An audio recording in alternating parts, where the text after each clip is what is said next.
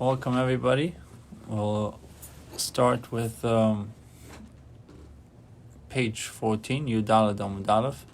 We're holding in the first chapter of Tractate Shabbos. The name of the chapter is Yitzios HaShabbos.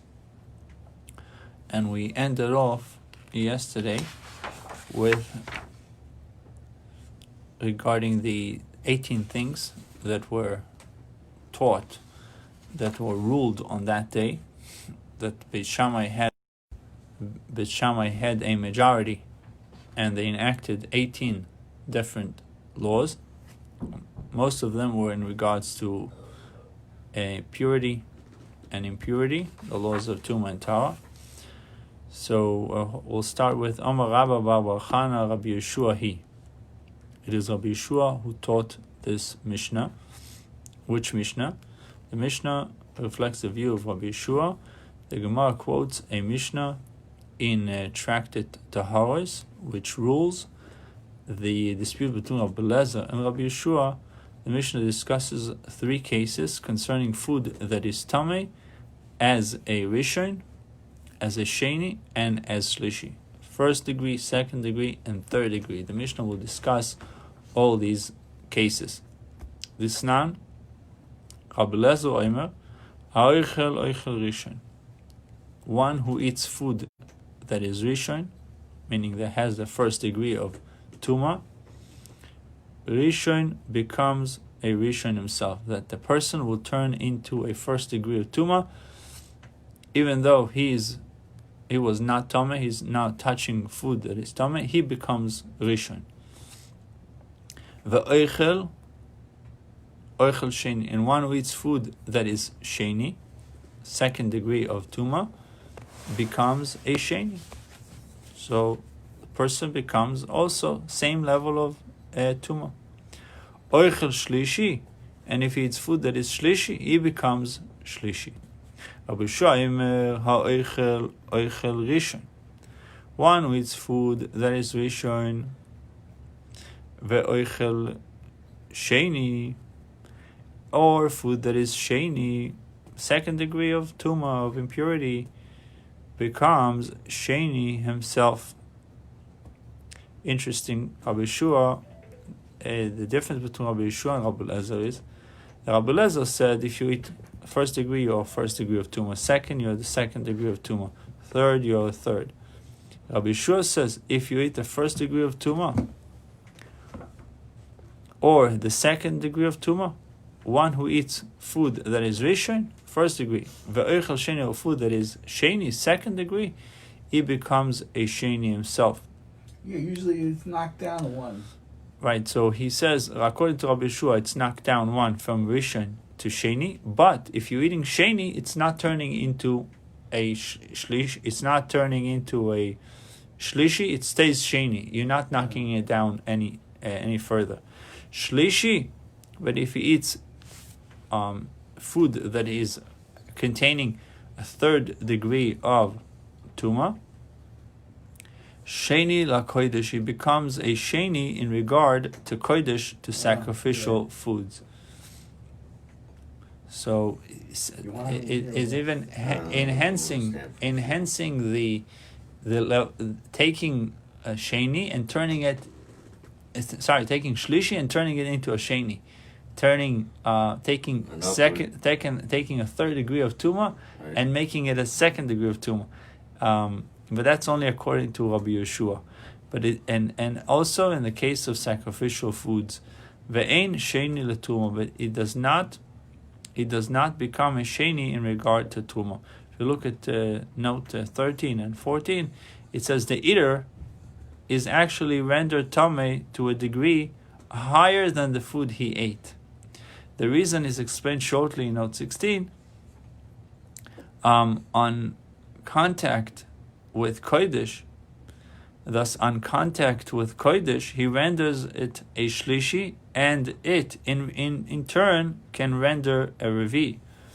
And in note 14 it says, as regards contact with teruma, he is totally innocuous.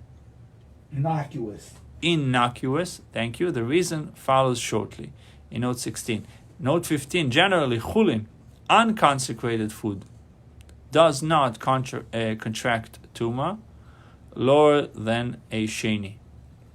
Chulin, unconsecrated food, does not contract tuma lower than sheni. Only teruma and kochim, which are under the umbrella of consecrated food, can become a shlishi or revi respectively. But surely one is forbidden to eat teruma and kochim that are tameh. How then can the Mishnah refers to someone eating food that is shlishi? It is an answer to this question. It is an answer to this question that the Mishnah itself adds the next clause. The case of food that is a shlishi refers indeed to chulin, to non-consecrated food, but not to general chulin. Rather, it refers to a special class of chulin known as chulin shenas al taras teruma. It's chulin prepared with the same level of carefulness, the same standard of purity of teruma. Kohanim were accustomed to eating teruma, and they had to take care to protect it from becoming impure, becoming tameh. Certain meticulous kohanim would subject their chulin to the same standards of protection as to avoid any confusion. So everything they had was already on that level. Let's go back to the Gemara. It says the Mishnah continues to explain what is intended by food that is a shlishi. What does it mean? Food that has a third degree of tuma. The case of food that is a shlishi refers to chulin that were done, they were prepared according to the standards of tahara of teruma. Having identified the author of the first clause of the above Mishnah in Zavim, the Gemara now proceeds to inquire into the reason for these enactments. In the case of where one eats food that is a rishon, and when one eats food, someone eats food that is second degree of tuma, what is the reason that the rabbis decreed that he is affected with tuma as stated by the Mishnah? The zimn and the ochil tmein is because sometimes it can happen that a person eats food that is tameh, v'shokil mashkin the truma, and while the food still in his mouth, he may take liquids of teruma, v'shodi lefuma, and put it in his mouth, ufasilu, and they thereby render them, the liquids of teruma, unfit. So the Gemara has explained the reason for the first two of the 18 enactments.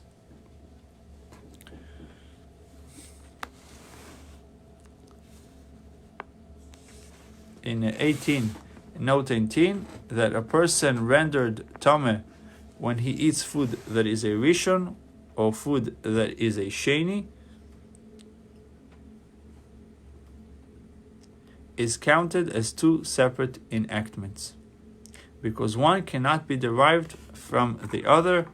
Had only the case of food that is a rishon been stated, one could have assumed that when the food is merely a sheni, the eater remains tahar. On the other hand, had only the second case been stated, one might have thought that when the food is a rishon, then the eater himself is also rendered a rishon, when in reality he only becomes a sheni. So this was already explained in Tosfos Dibbar Matchil Oichel. Going back to the Gemara, the Gemara proceeds to inquire into the reason for the next enactment taught in the Mishnah of Zovin. Shoitem mashkin tmein. If someone drinks liquids that are tameh, my tama goes over Rabbanan tuma. Why the rabbis decreed tuma? The zimn the shota mashkin tmein, because sometimes a person drinks liquids that are tameh, v'shokil ochli the tuma, and while the drink is still in his mouth, he puts food that is teruma, food that is consecrated, v'shodi lefume, and he puts in ufosilu, and thereby renders the Truma foods unfit. The Gemara says, surely this enactment is exactly the same as the previous one. What difference does it make if he first had food in his mouth and then liquid came in, or liquid was in his mouth and then food came in?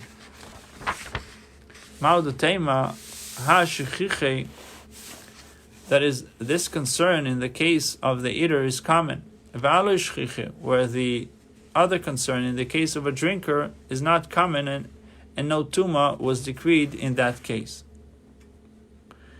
It says 20, in the case of one who eats tame food, we are concerned lest he might simultaneously sip a drink of teruma, which is more common. To take a drink while eating is quite common. It is a quite common tendency. In the case of one who drinks and shoves food to his mouth, it's not a common tendency.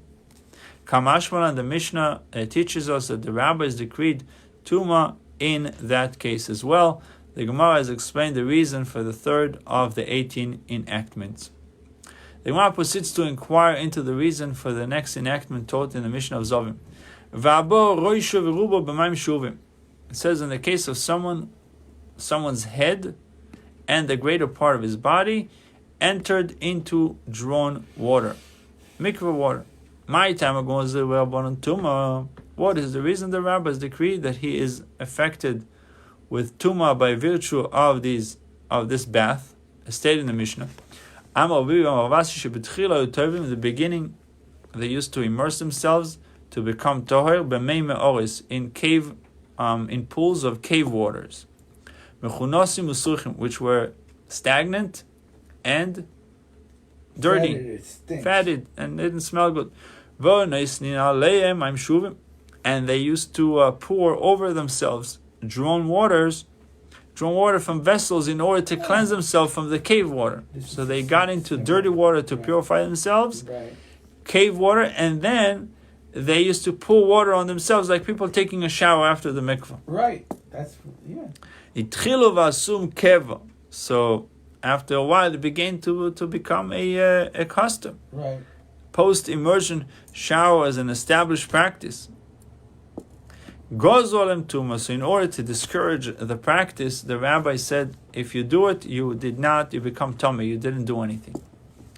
Mai keva. What is wrong if it became an established practice? What's wrong with pouring water on yourself after you went to the mikvah?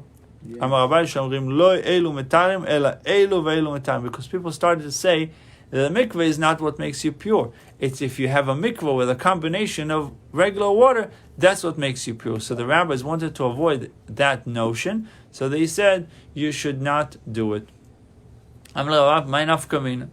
What difference does it make if people say so? So what? The people will say that you need to have both to become Torah. For sure they'll still immerse themselves in a mikvah. As long as they go to mikvah, it's fine. So what do you care if they pour water on themselves afterwards? So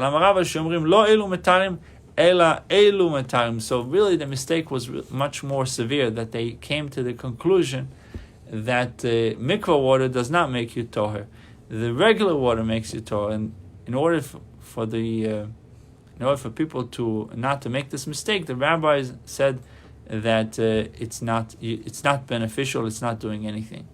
So the Gemara proceeds to inquire into the reason for the next enactment taught in the Mishnah in Zovim, one of the 18. And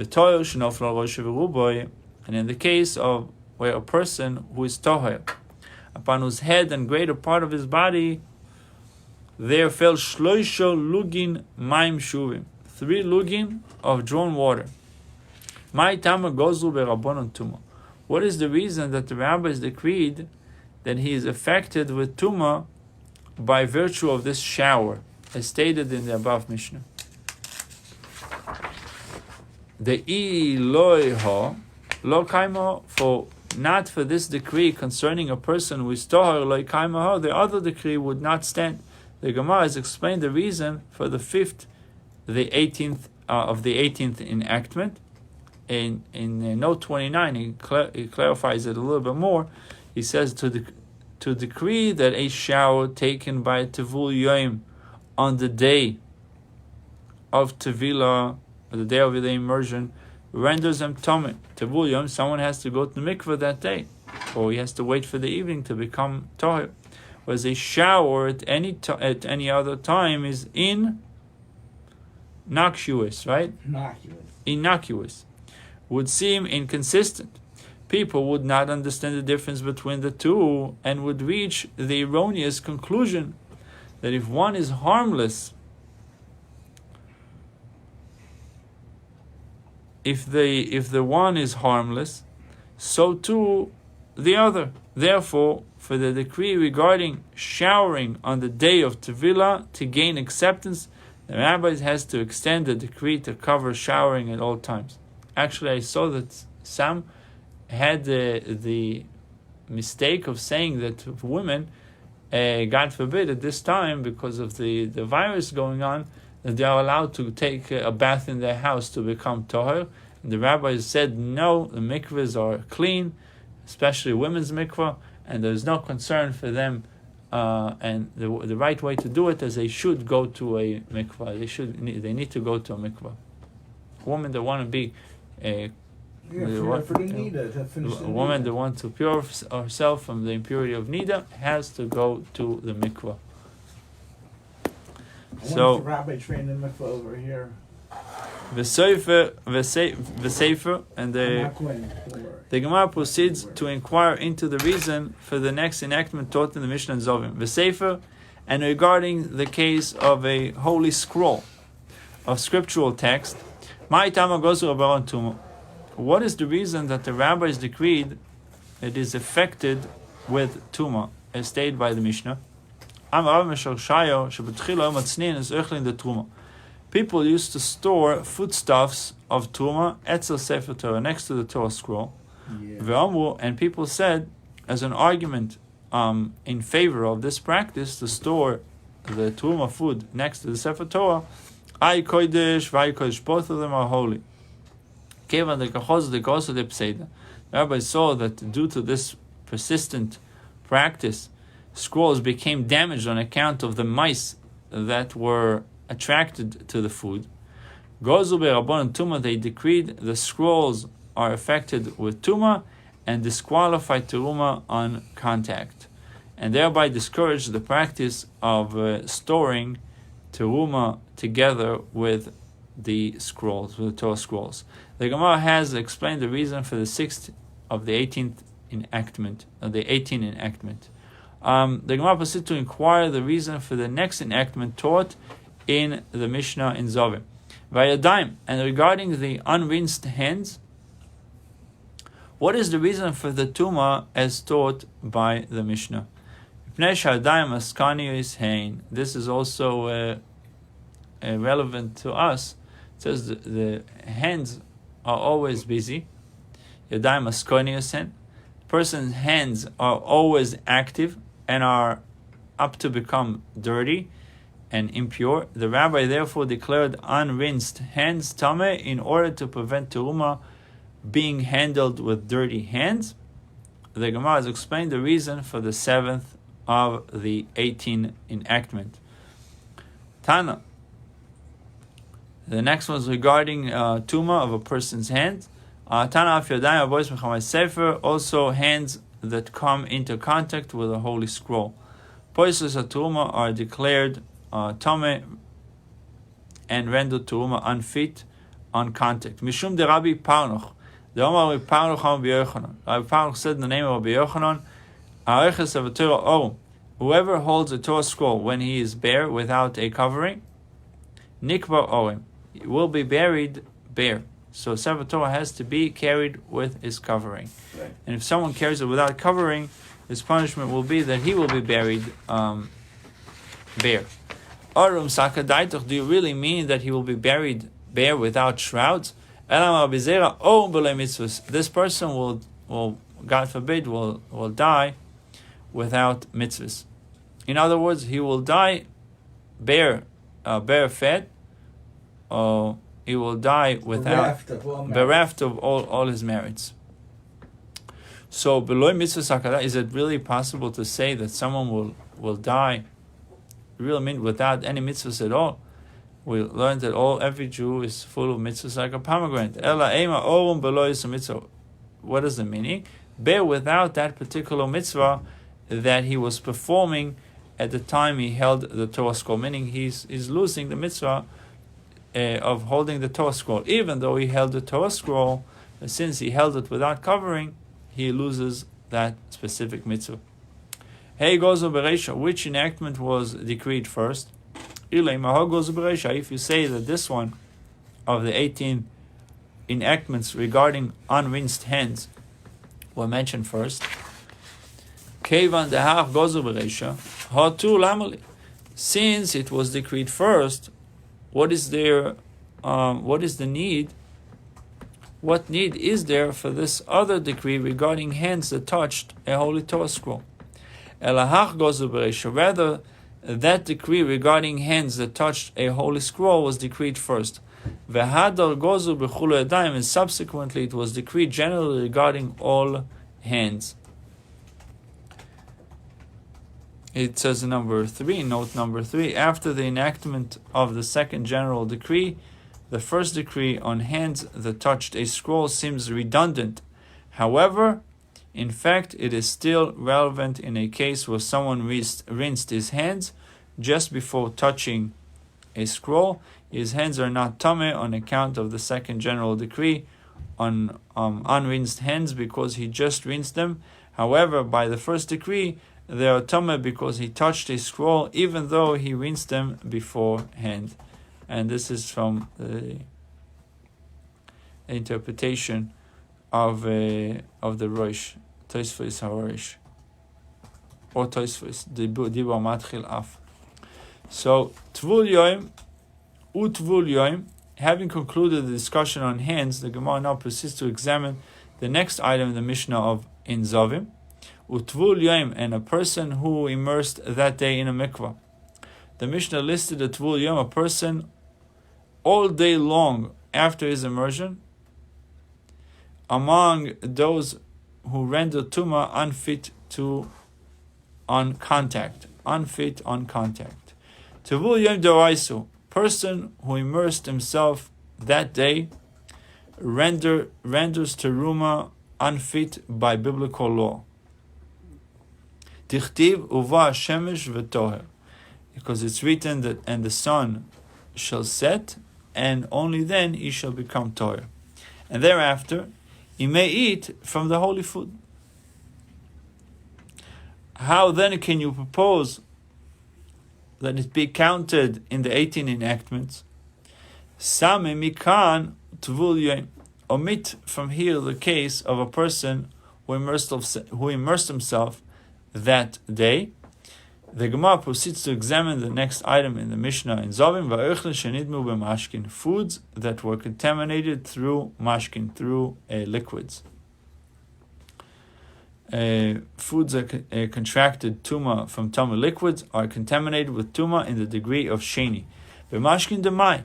Now, regarding these foods that became tuma from liquids, from what did those liquids contract tuma? If you say that it's liquid that came on account of a creepy crawler, of a sheretz, surely foods that contract tuma from those liquids are sheni even by biblical law. Tichtiv v'chol, because Pasuk says v'chol mashke asher ishose, any food, this is in Leviticus 11, v'chol mashke asher ishose, any liquids that can be drunk shall become tameh.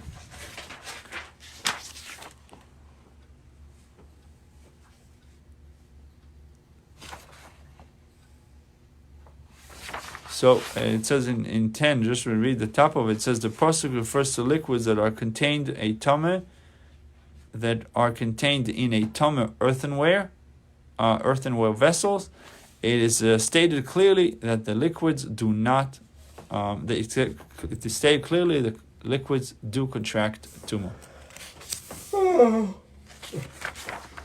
How then can you propose that the tumah of these foods he counted among the 18 enactments?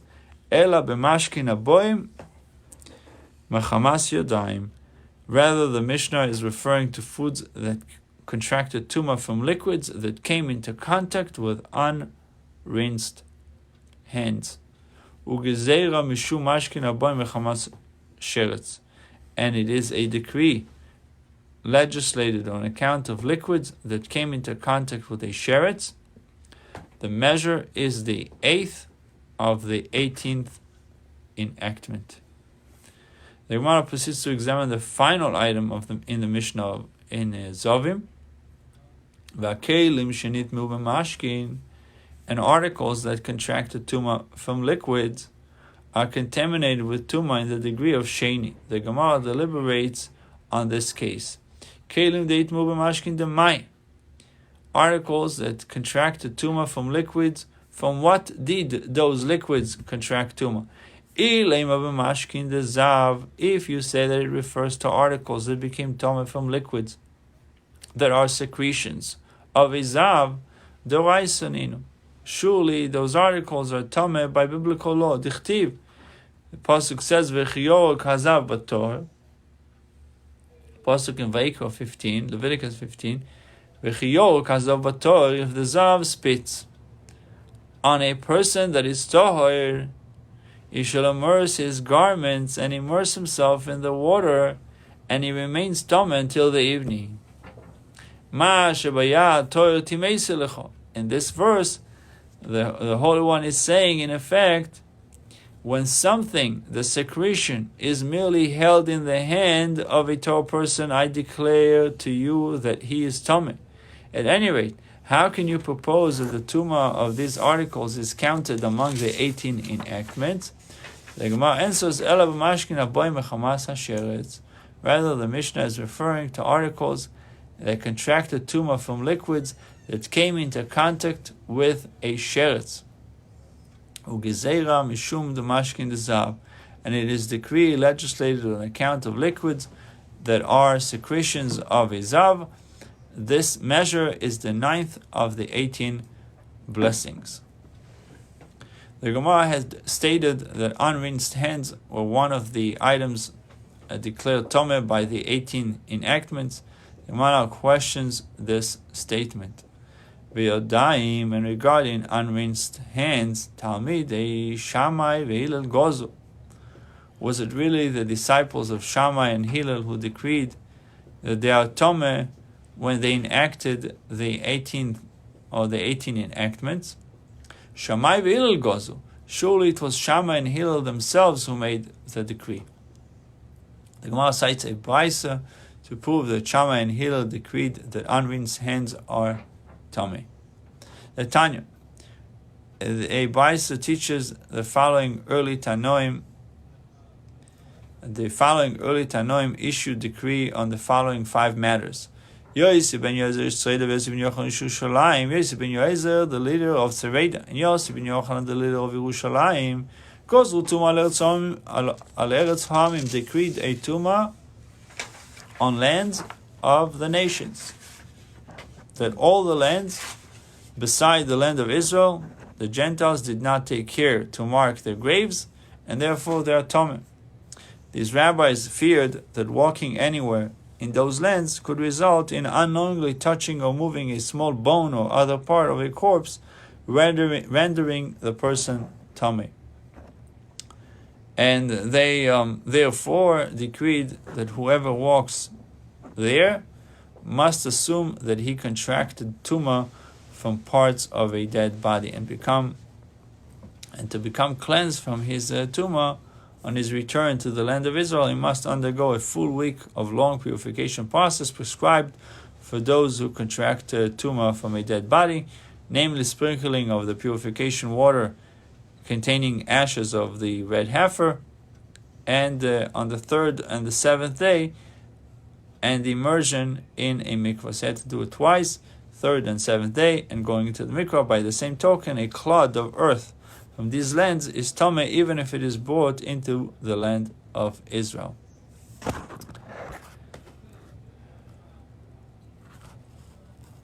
Ve'al klei zechuchis, on top of the page 14b4. Ve'al kli zichuchis, and on glassware, Shimon ben Shotach tikkun ksuba leisha, instituted ksuba for a wife. Ksuba, marriage settlement, awarded to a wife in the event of a divorce or a husband death. To be sure, ksuba itself is an ancient institution having its origins in the Torah.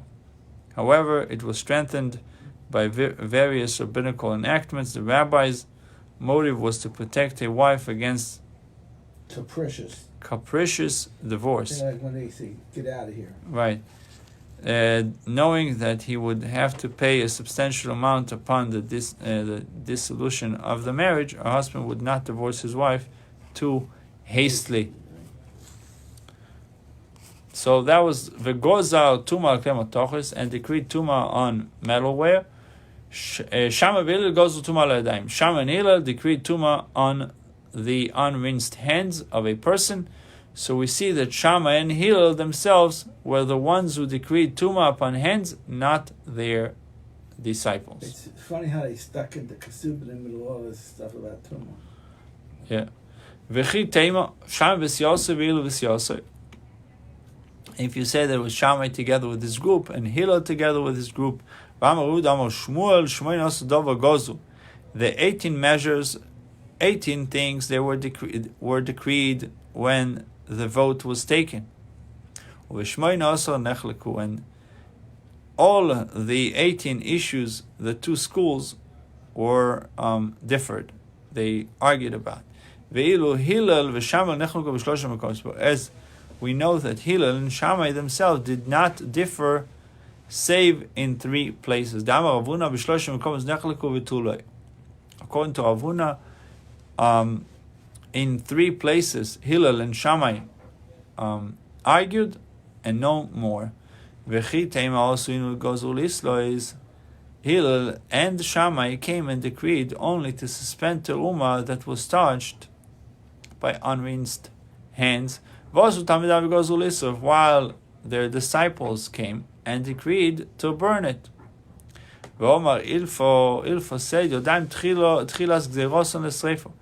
As regards hands, the original decree right from the beginning was for burning the truma that they touch. The Gemara finally resolves the difficulty. Ela osu inu gozu. Rather, Hillel and Shammai came and decreed tuma on hands, v'loi kiblu minayu, and it was not accepted. V'osu talmidayu gozu v'kiblu minayu, and their disciples, the Talmidim, came and issued the same decree again, v'kiblu minayu. At this time, the populace, the Talmidim, did accept it from them. 14b5, the Gemara posits that the decree on hands long preceded Shammai and Hillel. Ve'akti, but still, Shlomo Gozar, surely it was King Solomon who decreed tuma on hands. The Omar Avudam Shmuel Besho Shetikin Shlomo Reuven Utilas Yadayim, the time that Shlomo Melech, King Solomon, enacted the laws of Reuven, of community boundaries and of rinsing hands. Yotzaso Bas Koil V'Amo, the heavenly voice went forth and said, B'ni im chocham libcho, my son, if your heart is wise, yismach libi gam oni, my heart shall rejoice too. Chacham b'ni v'smach libi, be wise, my son, and make my heart glad. V'oshiva choirfi dovo, and I will answer something back to whoever disgraces me. So we see that it was King Solomon who decreed tuma on hands from this pasuk, which is written in Mishlei, chapter 27. So also Shlomo, 15a1. Also Shlomo gozar lekochim. So King Solomon came and decreed that hands are tameh for kochim, sacrificial foods only. Ve'osu inu, and then Hillel and Shammai. Hillel and Shammai and their disciples came, Vegozu after Turuma, decreed that hands are Tomah for Turuma as well. So this is the end of the daf for today. May the schus of the learning should be for all those who need refuah shalema. Everyone should have a refuah shalema and a speedy recovery, and no one should get sick, and this whole thing will disappear, and only hear good news. Baruch Hu.